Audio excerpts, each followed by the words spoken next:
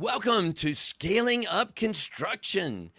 On today's podcast, we are talking about do not let your construction equipment downtime prevent your scaling up. Because with us today, we're here to discuss the biggest issues in the world of construction equipment and how to overcome them. We have with us a great guest today. It's Jack Weinberger, and I met with him a few times and talked with him. Very, very exciting what he's doing. So on today's episode, first, we'd like to give you the highlights of what we're going to do. We're going to focus on usually one of our four key decisions in scaling up, which are people, strategy, execution, and cash. But today we're talking about people and how we can do it with special, amazing services like what Jack has, technology that's changing everything that we're doing in the coaching world.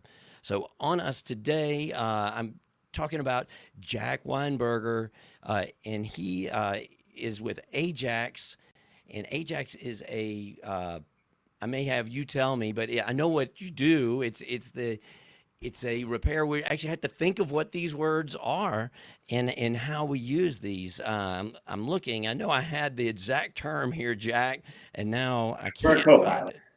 Copilot. Okay, yeah, the virtual copilot. Oh, that's right. It's in our notes. So you guys that see, if you're watching this on the virtual, that's where it is. I got in here in the talk. I was like, where did I write that? But tell me, it's a virtual copilot. And well, before you do that, we are going to talk about the how AI, artificial intelligence, machine learning can keep us in so many different things in our businesses, keep us scaling up. But Jack, tell us a little bit about the virtual co-pilot and how this is going to help us. Yeah, so the really simple version, and first off, thank you so much for having me. This is a pretty cool thing. Never done a StreamYard before. Well, neither have I. So yeah, here we go. That's why Yeah, it's a little so funny for me hey to today anybody too. who's watching us out there. Maybe. Basically, the quick soundbite on what we do, we use artificial intelligence, which I know can be a big scary word, and it can sometimes sound like people are a little bullshitting, but it's really simple. We basically train a chatbot on a bunch of repair manuals, and then anytime that you or any of your employees is fixing a piece of equipment, ask it any questions you got, and it's like having an expert tech in your ear at all times. That's amazing because today I know almost all of our calls when we ask what the big problem, especially in the construction industry, is people. How do we get more people? And how do you get these skilled people? I can think about even you weren't born yet when I was going through this, but I don't think that back in the 70s and the 80s, it was just trying to get somebody that could work on this stuff, really narrow down what you had to do to hire somebody. You had to have those skills and trying to find somebody that has those skills and that also meets the culture in your community and your organization can really be a challenge to find both. And so it's a huge benefit to not have to have all those details when you find a good person.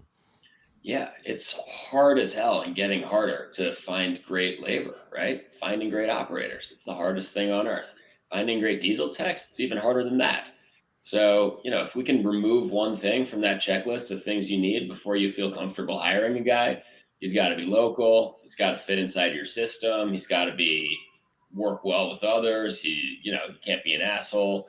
Yeah. Am I allowed to curse on this thing? Yes, yes, you're fine here, I think. So they can just hang up if they don't want to. That's all right.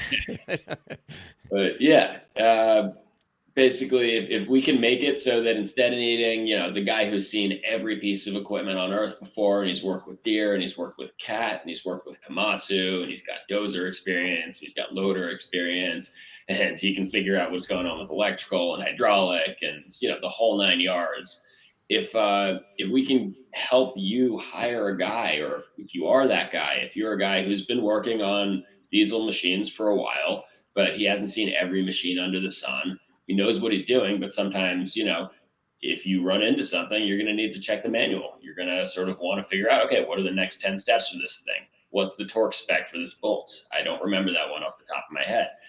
What's the theory of operations for the hydraulic system on this loader, right? Those are things where having a guy just easily tell you the answer, That's a whole lot better than you having to go through a 2,500 page PDF and pretend like you know what you're doing in the freezing cold or the hot when you're wearing gloves, when you got grease on your hands. Oh yeah. It's amazing because one of the first things that I thought about the first time you and I had met, we've met a few times, was, how's this smart computer guy or whatever it is do it? But you're an economics major from Yale, and then you were actually at a Bobcat place for a while. So you actually have a lot of experience, and you saw some of the need for this, and how those dealers can't get to the people. Can you? I know they want to hear about the technology, but can you just quickly give us so they'll stay listening with us and know you, because you're very credible to me. I was really surprised at your background and how you came about this. Yeah, so the technology is cool as hell. Like, I'm excited about how this is going to change the world, and I'd love to talk about it, but none of this matters. It's all just buzzwords unless it solves a problem for you. And we think that it really does. So my background is out of school. That was a bunch of years back. I was in sort of strategy and operations, and I worked for a couple of years with a Bobcat dealership in the Midwest. They actually expanded. We helped them grow to California, to the Southeast. And one of the problems that we saw, really the main problem that we saw, is they could not hire enough diesel technicians, right? It was a big problem. The service department was making a lot of money. It was a great place to work. But even with that, they just couldn't get enough people.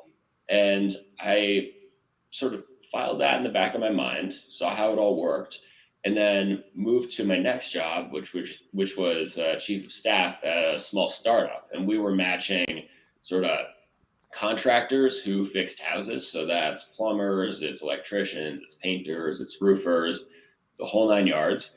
And that was a jack of all trades kind of job. Like, I was the chief of staff to the CEO, which meant that I was basically a little mini CEO where any problem that was a little painful and he didn't want to deal with, he would just point me at it and shoot me. So really good training for what I'm doing now. And as I was doing that, I just had in the back of my mind this whole time, there are not enough diesel techs in the world. What can we do about that? And I'd like to think that we've come up with a little bit of a solution here. Oh, that's amazing. So what you guys don't realize is Jack's like, "Oh, don't talk about my background. Don't do it." It's like, but man, he gives us the credibility, so he didn't want to tout himself about any of these things. But really, I think for you owners that are listening to that, you probably were thinking the same things that I was like. What? How's this guy know anything about it? So, really, I love it when I see an entrepreneur that sees a need and he goes out and he's fixing the problem. That's where I know I got my start in the building components stuff. We needed more houses framed and built. And so we started and helped actually develop a lot of that technology. And to me, that's the exciting startups that seem to work because they've got the idea and the passion about it. They're not just trying to create something to get somebody to buy it. He's actually solving our problems, and he understands it because he's been there. So in that, we have been talking so much about machine learning, artificial intelligence, and that's the other thing. We said we probably wouldn't use these words, but I guess that's somebody says, don't look at the wall, and you look at the wall.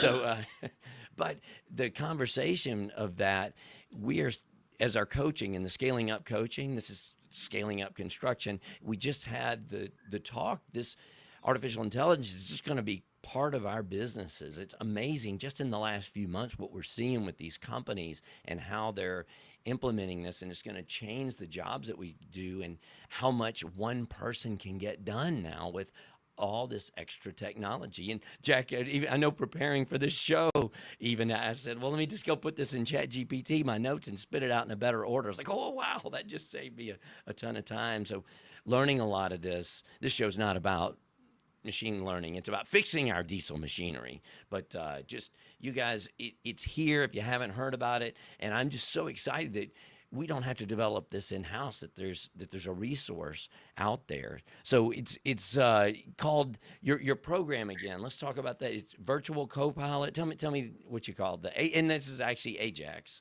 Yeah, we just call it the Ajax Copilot, and like I said, it's not the world's most complicated thing. It's a whole lot of work under the hood to make it function as well as it does, but as you use it, it's dirt simple. You've got a problem, you type in a question, and that question can be really broad. It could be, what do I do with the 310J that's blowing black smoke? or it could be as complex as, I don't know, what's a good error code.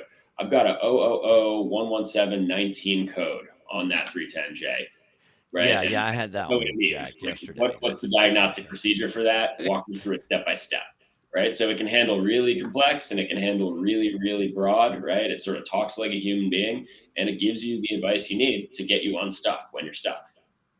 That's amazing.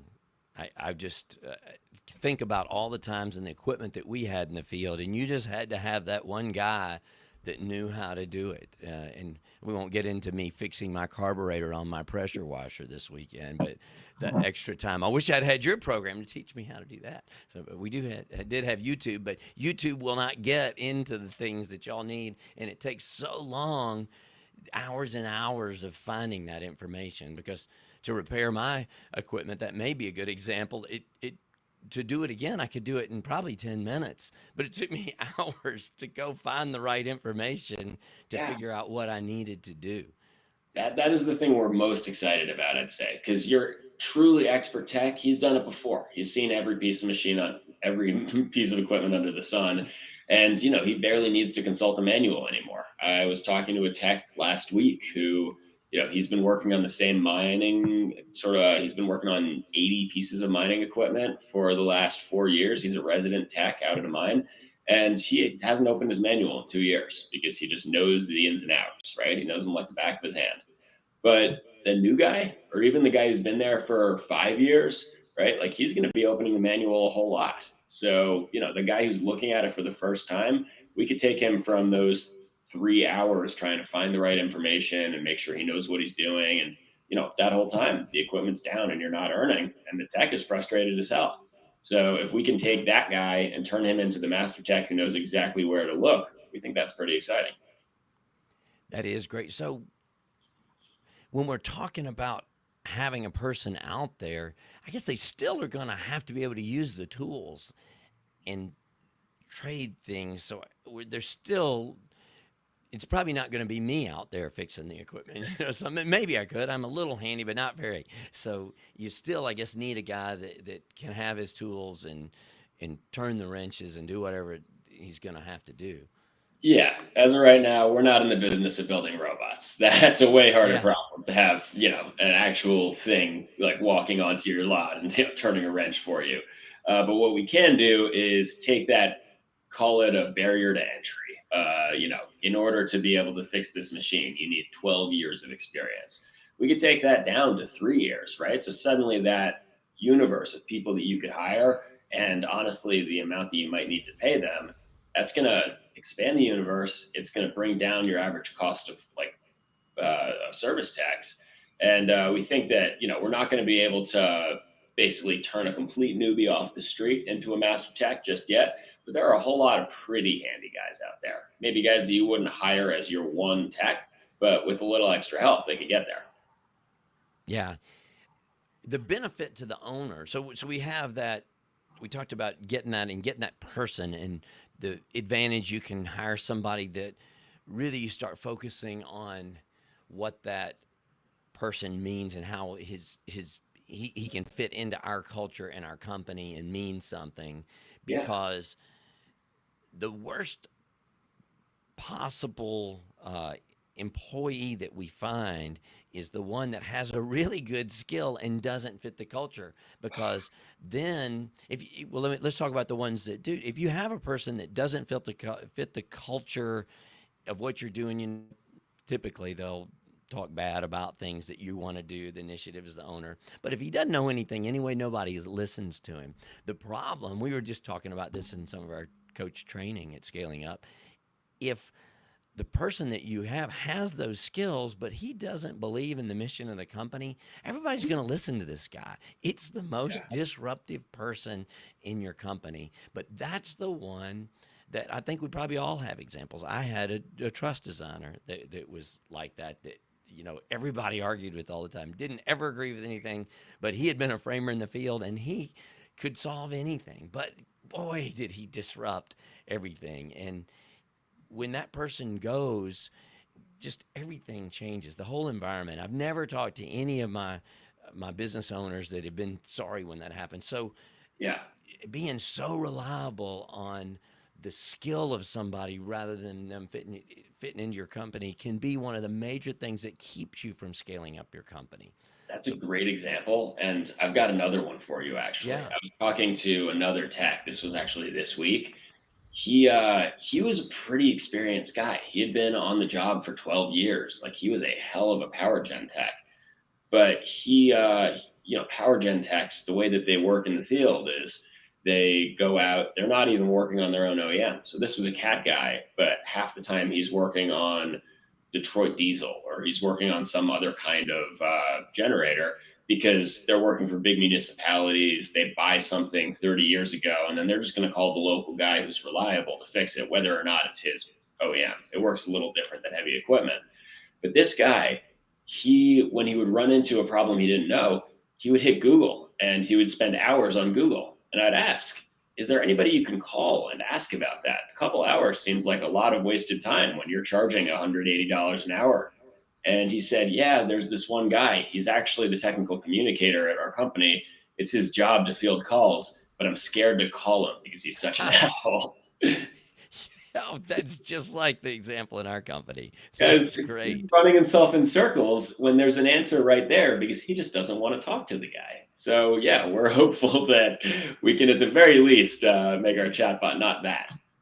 Oh yeah, yeah, yeah. Hopefully your bot is not an asshole, right? No, no, he's Maybe actually that could be your slogan. he's nice to a fault. Honestly, I think I need to personality, give him a little more personality. Right now, he just gives you the answers. Right, right. So one thing we've talked about is the advantage of cash flow. I know this one we're talking about the people, but having your equipment going and having it running. And one thing when we had talked in the past that I guess I wasn't that surprised about it, but if you're trying to get a dealer or something to get your equipment back up, they don't have the people. And gosh, it was amazing the stories I heard and some of our other friends that were in our conversations about how long that can take. And oh my God, that can cost you if you're relying on that. If that piece of equipment you have is the center of your operation, it shuts you all down. I mean, that's amazing the amount of cash flow that can be uh, lost. Oh yeah, cash is king. And look, there are great dealers out there. There are dealers that are really responsive to what their customers need. I'm definitely not gonna just be talking bad about all the dealers in the world, but I've talked to a whole lot of contractors who say that the average time it takes for them to get a piece of equipment fixed, somewhere between 2 and 4 weeks. If you're That's on a job site and you've got three pieces of equipment running and you're relying on the cash flow from that job, that's killer, right? So mm-hmm. maybe, best case, you're renting and you're taking sort of a double hit for that piece of equipment. And if you're not renting, then you're just waiting and you're pushing out the entire rest of your schedule and you're sitting on a bunch of cash that's not coming in. Yeah, that can have two effects on cash. So we all know that there's the downtime that money that we couldn't have earned for that week. But one of the bigger things of that is when we talk about cash flow cycles. When you're trying to grow that business, that money that you needed to make and have come in needed to go to something else. And in our growth formulas, it's all about shortening that cash flow cycle and able to have that cash to be able to ramp up and grow your company. So if you don't have that shortened, predictable cash flow cycle of a shorter job, then that's not only going to limit your ability to get this one job done, it's going to affect your growth rate. It's like compounding effect where those advantages of the people that have something like cash flow story, these cash flow models can see how that works. I mean, it's just like 100 times over if you can get that as part of your process. Because in order, like the book that we got here, the Pumpkin Plan for Contractors, you find your ideal client, you find what you do best, but then you have to be able to figure out how to systematize that. And so much of that is repeatability and being able to do it without the owner.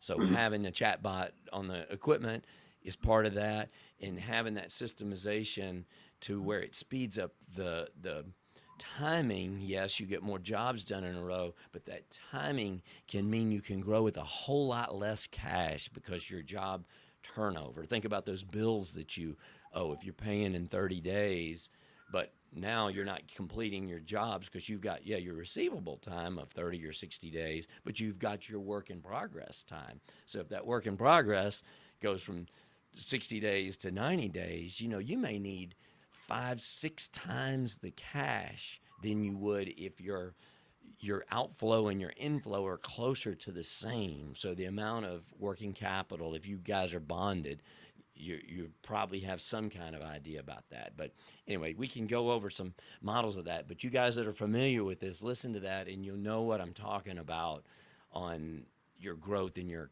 cash flow models. So that's for the bonding guys out there and the underwriters that love to talk about this. No, that's it's really important stuff. I know that it can sound a little mathy, but that's the name of the game. Why is everyone doing this? It's because it makes money, and you want when you finish a job, you want that money to be in your pocket. And all we're trying to do is help you finish that job a little faster. That's right. Yeah. So everybody, I guess to take the math out of it, everybody can remember those days of needing that money to pay your bills. So, you've got that. And there is a lot of math behind that. And just realize that it's always like 10 times more than what we realize when you improve that cash flow cycle. But anyway, this has been great. I enjoyed this. What else do we have here today? Sorry, I haven't really been looking at my notes enough. So, All right, having fun. yeah. So, how do we contact you? How do people find Ajax? So as of right now, I am sort of the face of this thing. It's too bad. We'll get a better face soon. But Ah, man, I'm the guy he's you're a going good to want to looking deal guy on here. You podcast guys or girls or something. I don't know. Look at it. with. But yeah, if you want to get in touch, if you want to demo this thing, as of right now, we are in the market for beta users we'll give it to you for free. All that we ask is that you give us feedback. If you want to give this thing a spin, contact me at jack@joinajax.com. Is that going to be in show notes or something, or should I spell it out? Go ahead and spell it out, and then it can be. All right, Jack, Jack @joinajax, joinajax.com. And you can actually, this is a little crazy to me, but I will give out my personal phone number. It's 917-841-2101. If you really want to demo this thing, or if you just want to hear what the hell it's all about, give me a ring. Yeah. So Jack, I'll have to let you know. Probably about 75% of us over 50, maybe even over 40, don't know how to get to the show notes, to read the show notes. I'm learning that. So you always say, it's in the show notes. It's in the show notes. Most of the people out there don't know how to get to the show notes. I So, just don't want to sound like an infomercial. I always hate when you're watching TV and then they say their phone number 15 times at the end. Like, all right, right. you're selling me too hard. Yeah.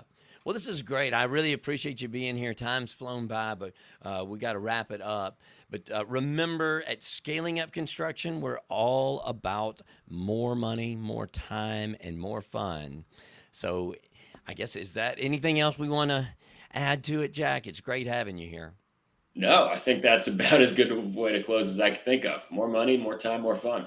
That's right. And until next time, keep scaling up. Yes, sir. All right, are we